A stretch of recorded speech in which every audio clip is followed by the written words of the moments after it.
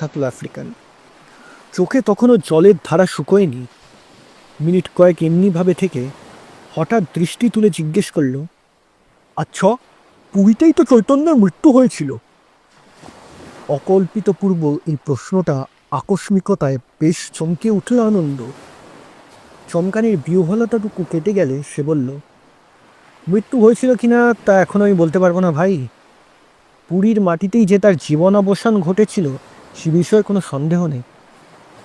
চোখ মুছে রিচার্ডস পুনশ্চ প্রশ্ন করল, তোমার কথার মানে তো পরিষ্কার হলো আমার কাছে। মৃত্যু আর জীবনাবসান কি আলাদা? এবার একটু না হেসে পারল না আনন্দ। বলল, আসলে আমিও তো ওই একই প্রশ্নের সমাধান পাবার আশা নিয়েই পুরীতে এসেছি ভাই। এর অর্থ কি? আনন্দ পাল্টা প্রশ্ন করল, পুরীতে আসার পর সমাধি দেখলে কার কার? হরিদাস ঠাকুরের সমাধি দেখেছি, বিজয়কৃষ্ণ গোস্বামীরও সমাধি দেখেছি, দেখেছি কুলদা ব্রহ্মচারী, ন্যাংটা বাবা, আরও অনেকের।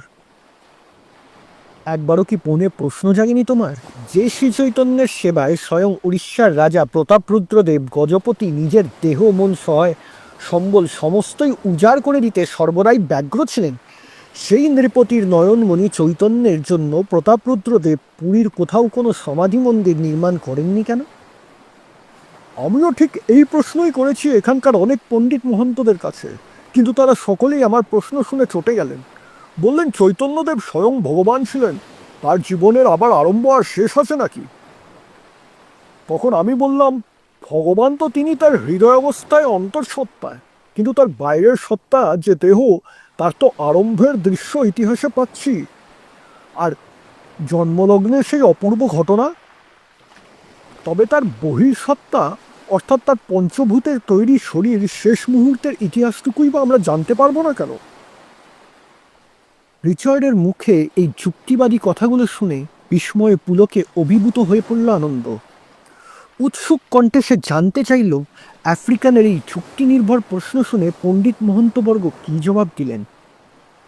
রিচার্ড জানালো, তারা ঘৃণায় আমার দিক থেকে মুখ ফিরে নিলেন, কেউ কেউ বা বাঁকা ঠোঁটে টিটকিরি কাটলেন।